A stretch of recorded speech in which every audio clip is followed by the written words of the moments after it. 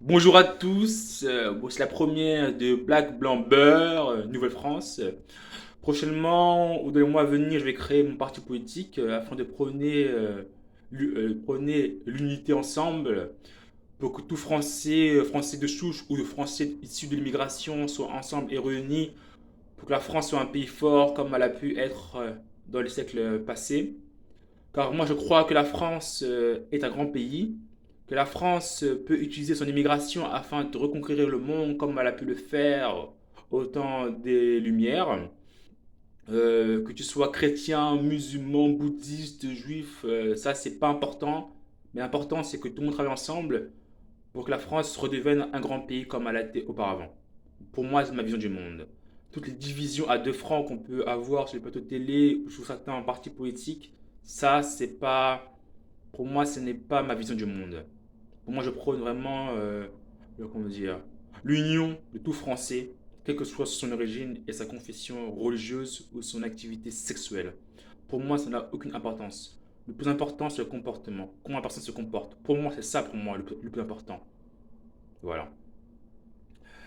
Donc là, maintenant, je vais parler plutôt de l'actualité politique du moment, qui est par rapport à la mort de la Queen Elisabeth II. Maintenant, je vais vous parler maintenant de la mort de la reine Elisabeth II, pour qui le monde entier a pleuré à l'annonce de sa mort, pour qui on pensait que c'était une reine immortelle, qui a su perdurer dans le temps, qui a su incarner le rôle de reine de façon incroyable, qui a su honorer l'histoire de son peuple, qui a su traverser les temps et les siècles, qui a su résister aux invasions de l'Allemagne de Hitler, grâce aussi avec l'aide de Winston Churchill qui disait je n'ai que des larmes, du sang et de la sueur à vous donner, qui lui aussi était un grand homme de l'histoire de la Grande-Bretagne, dont la reine a pu travailler avec lui de près ou de loin. C'est une dame qui a connu beaucoup de présidents, qui a vu beaucoup de choses passer, qui a une très grande expérience de la vie politique et monarchique, dont je pense le monde entier lui doit son respect par son parcours et par son position et par sa position dans le monde qui est le nôtre. Donc c'est avec très grand respect que je respecte la monarchie britannique. C'est avec très grand respect que je vous dis toutes mes condoléances au peuple britannique qui a perdu une reine, une très grande reine, qui a su honorer l'histoire de son pays en passant de la reine Victoria II, qui sous son règne, ils ont colonisé beaucoup de pays dans le monde pour assouvoir leur puissance en passant par l'Inde, qui a été colonisée en trois étapes, je pense par le sud puis en remontant vers le nord, qui est aussi l'Inde, un grand pays avec des hommes comme Gandhi,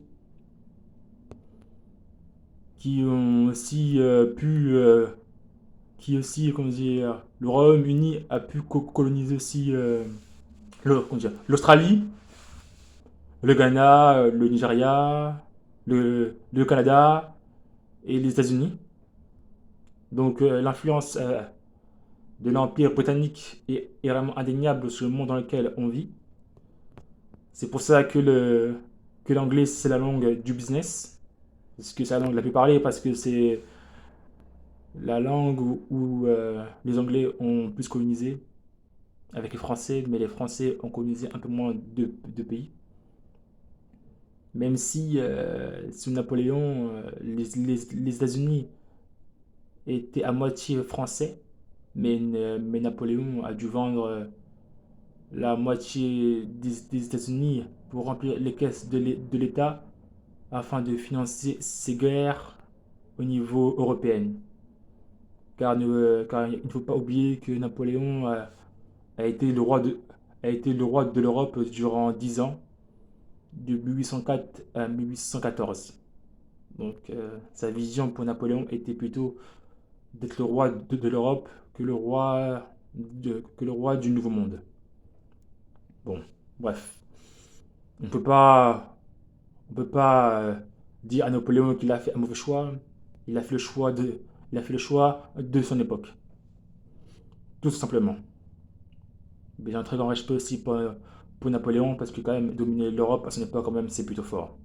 Bon, si on revient à la reine Elisabeth II, c'est une très grande reine pour qui, à travers les siècles, à travers les moments de nos vies, on l'a vu être élégante, avoir un charme fou, être humble, sobre, mais donner une bonne image de l'Empire britannique, qui a su étendre son influence, pas seulement au niveau de la politique, mais aussi au niveau de la culture, par sa langue, par la musique et par le foot. Donc voilà. Donc je présente au peuple britannique toutes mes condoléances pour la mort de votre reine et et un peu de la reine du monde aussi. Allez, au revoir. Évidemment, c'est avec regret que les Français et Françaises suivent à travers les médias l'affaire Paul Pogba et de ses frères et de ses amis qui sont impliqués dans une affaire de extorsion de fonds. Évidemment, c'est pas l'image qu'on veut avoir de nos grands footballeurs qui ont su nous réunir à maintes reprises, à maintes fois, en 1998 et en 2018, en ayant gagné les deux Coupes du Monde, les deux étoiles qu'il y a sur le maillot de la France. Vive la France, vive les Bleus. Nous voulons voir nos footballeurs gagner, aller le plus loin durant les Coupes du Monde et durant l'Euro. Nous sommes avec eux, nous les soutenons à travers les matchs, devant nos télés, devant les stades, devant les matchs. Et ce sont ce genre d'histoires que nous ne voulons pas entendre et ni voir. Nous fermons les yeux pour qu'on ne puisse pas croire qu'il y a de la division entre joueurs de l'équipe de France, car on les appelle les bleus pour pas qu'il y ait une différence qui soit noir, blanc, vert ou jaune. Nous sommes tous français et c'est le sport qui nous réunit, qui nous rappelle que nous sommes tous en même maillot bleu de la France et que nous voulons faire la fierté de la France qui nous a tant donné et qui nous donnera encore et encore. Car le football, c'est le moyen de nous réconcilier avec la patrie et de nous dire que oui, nous venons peut-être de pays différents, mais nous avons un même amour pour le pays qui est la France. Car la France est un pays riche par son histoire, par sa culture, qui a accueilli diverses immigrations des pays limitrophes et des pays outre-mer et de l'Afrique et de l'Asie, et qui a, je pense, une ouverture, un esprit qui est, je pense, inimitable, dont il y a une liberté d'opinion, qui a une ouverture sur l'autre qui est incroyable et qui est, je pense, qui est inégalable. Donc je suis fier de faire partie de ce pays qui est la France, qui m'a tant donné, qui m'a formé, qui a payé l'école, qui a payé mon lycée, qui a payé mes études à la fac grâce aux moyens de la bourse. Donc je suis fier d'être français, je suis fier de penser français, je suis fier de manger français, et je suis fier de nos footballeurs français qui sont qui subissent beaucoup de pression au niveau sportif, au niveau politique, au niveau de leur image. Et je trouve cela dommage que ces genres d'affaires puissent être, être présents.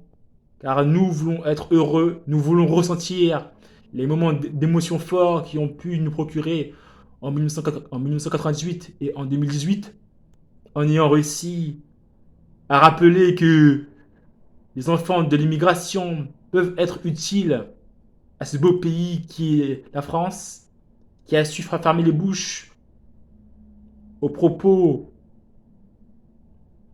aux propos, comment dire, dénigrants de gens qui essayent de vouloir installer une image négative de l'immigration, alors que l'immigration c'est une force, et par le bien du sport, ils ont prouvé que l'immigration peut être aussi utile à la France. Car nous savons très bien que le fait que la France gagne à la Coupe du Monde, ça a un impact au niveau mondial sur le tourisme. Car ça fait marcher l'économie d'un pays par les dépenses qu'il y a dans les bars et dans les restaurants. Et ça donne de la curiosité aux pays étrangers pour venir voir la France, pour visiter Disneyland Paris, pour visiter la Tour Eiffel. Car le monument le plus visité en France, c'est pas la Tour Eiffel, mais c'est Disneyland Paris.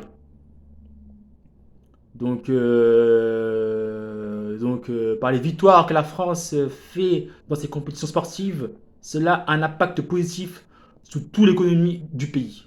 Donc, je veux qu'on arrête de vouloir critiquer nos footballeurs, car c'est grâce à eux de façon indirecte qu'ils font marcher l'économie par le bien des festivités qui créent grâce à leur compétition. Car les gens, grâce à eux, du coup, ils consomment, ils sont plus heureux, il y a plus de fécondité, l'économie se porte mieux quand la France gagne. Et moi, je voudrais que la France gagne sur tous les points, pas seulement au niveau sportif, mais sur tous les points, de façon politique, de façon économique, sur tous les points. Et le sport est un des moyens de montrer que les enfants issus de l'immigration sont utiles à la France. Car grâce aux victoires des Bleus, l'économie marche à merveille. Car le secteur le plus, comment dire, le plus pourvoyeur d'emploi, c'est le secteur du service. C'est le secteur tertiaire. Et les victoires de l'équipe de France font marcher le tourisme, hôtels, restaurants, bars et compagnie. Donc, je veux qu'on arrête de vouloir diffuser une image négative des joueurs de l'équipe de France. Voilà. Ils sont français qui perdent ou qui gagnent. Ils sont français. Allez, j'aime la France. Au revoir.